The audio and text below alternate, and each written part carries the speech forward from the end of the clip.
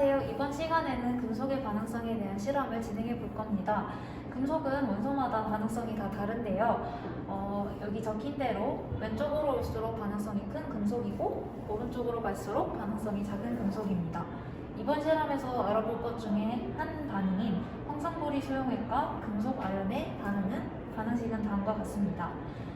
위에서 알아볼 수 있듯이 아연의 반응성이 더 크기 때문에 두 물질이 반응하게 되면 아연은 산화수가 증가하게 되어 아연 이온으로 존재하게 되고 구리는 산화수가 감소하여 구리 금속으로 속출되게 됩니다.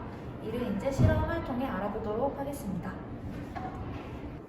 안녕하세요. 이번에 금속의 반응성 실험에서는 5가지 종류의 금속을 사용을 할 겁니다. 여기서 첫 번째 있는 거는 아연, 그 다음에 얘는 구리, 얘는 알루미늄, 얘는 마그네슘, 그 다음에 얘가 은이에요.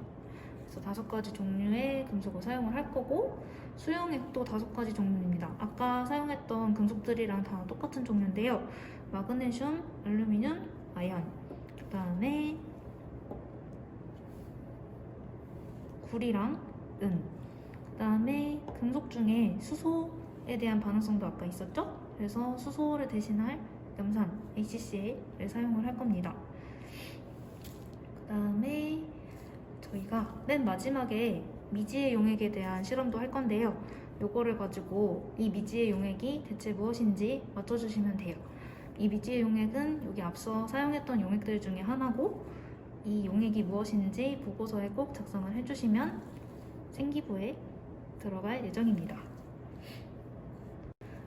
그리고 요거는 사포인데 사포를 지금 왜 사용하냐면 금속들은 공기 중에 놔두면 산화가 돼서 표면이 금속 산화물이 존재할 수가 있어요. 그래서 요거를 없애주려고 사포로 갈아준 다음에 사용을 할 거예요. 먼저 금속 반응성 실험 키트판에 금속을 하나씩 종류별로 올려줍니다.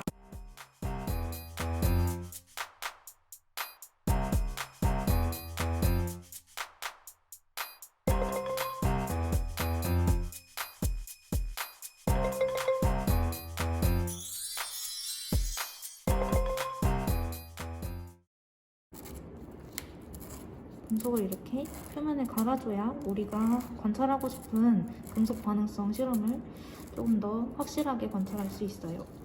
그래서 이런 식으로 이쪽 면에 갈아주면 됩니다. 이렇게 사포로 갈아서 적절한 크기로 준비해준 금속들을 금속의 반응성 실험 키트판 위에 적절히 배치합니다. 그 후 각 금속마다 금속 수용액들을 사용해서 반응성을 살펴볼 예정입니다. 먼저 마그네슘의 금속들에 대한 반응성을 살펴보겠습니다.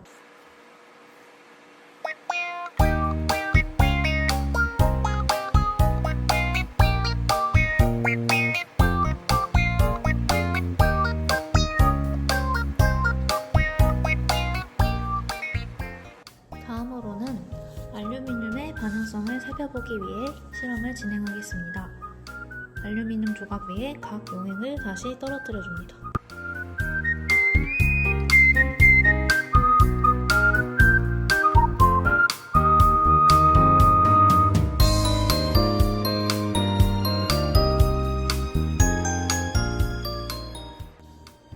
다음으로는 아연 금속 위에 똑같이 용액을 떨어뜨려 줍니다.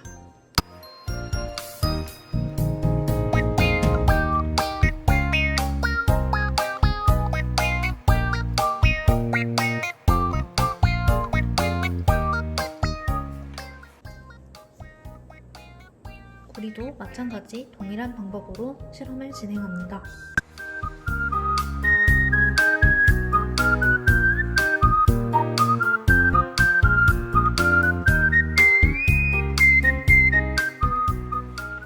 마지막으로 은을 대상으로도 똑같은 방법으로 실행을 진행합니다.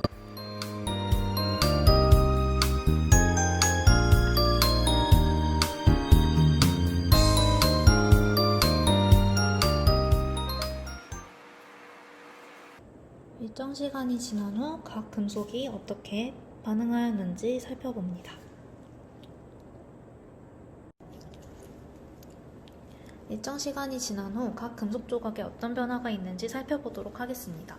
먼저 마그네슘의 경우입니다. 마그네슘의 경우에는 반응성이 매우 높은 금속이기 때문에 다른 금속들에 비하여 이온으로 존재하려는 경향이 매우 큽니다.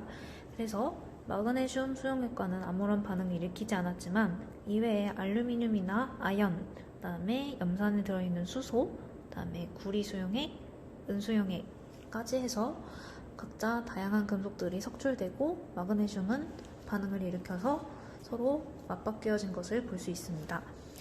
다음으로는 알루미늄 조각의 변화에 대해서 살펴보겠습니다. 알루미늄의 경우에는 마그네슘 다음으로 반응성이 좋은 금속인데요. 대신에 알루미늄 자체가 산화되기 매우 쉽고 산화된 산화 알루미늄은 매우 안정된 물질이기 때문에 산화 알루미늄이 된 알루미늄은 더 이상 반응을 일으키지 않습니다. 따라서 다음과 같이 반응을 한 경우에더라도 반응을 해서 기포가 발생한 경우인데요. 이렇게 반응을 하더라도 더 이상 산화 알루미늄이 되면 더 이상 반응을 일으키지 않아서 다른 금속들에 비해 큰 변화를 보이지 않는 모습입니다. 먼저 아연과의 반응을 보면 여기 기포가 조금 있는 것을 볼 수 있고 그 다음에 여기 염산에서의 경우에도 기포가 발생된 것을 볼 수 있습니다.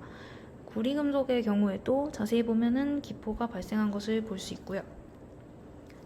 마지막으로 은과의 반응에서도 은이 석출되고 알루미늄이 산화되어 이온으로 존재하는 반응이 있는데 특히 질산은의 경우 알루미늄을 산화 알루미늄으로 바로 반응시켜버리기 때문에 알루미늄 자체가 안정된 산화 알루미늄으로 변해서 더 이상 반응을 일으키지 않는 모습입니다.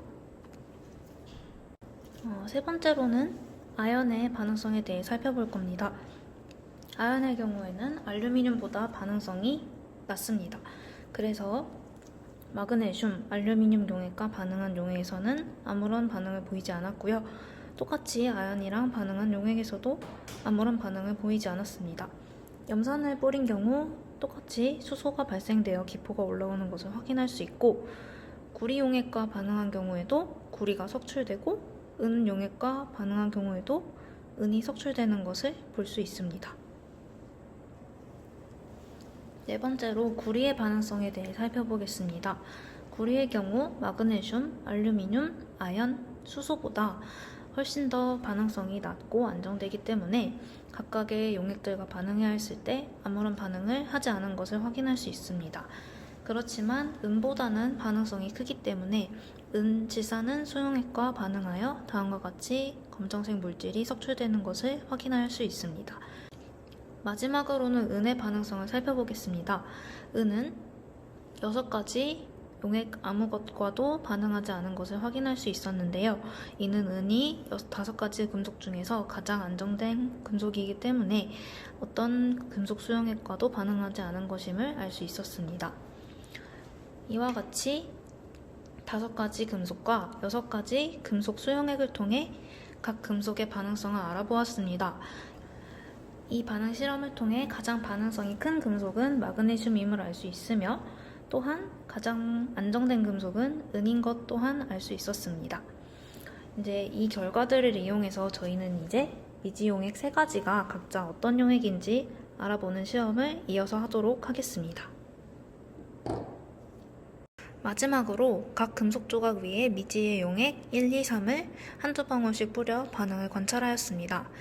첫 번째 미지 용액은 마그네슘과 반응하였고 알루미늄과도 반응하였으며 아연, 구리까지 반응한 모습을 볼 수 있었습니다. 두 번째 미지 용액은 아무런 금속과도 반응하지 않은 모습을 볼 수 있습니다. 세 번째 미지의 용액은 마그네슘, 알루미늄, 아연까지 기포가 올라오며 반응을 한 것을 볼 수 있었고 구리 이후로는 반응을 하지 않은 것을 볼 수 있었습니다. 이때 각 미지의 용액 1, 2, 3이 어떤 용액일지 보고서에 작성하여 주시면 감사하겠습니다.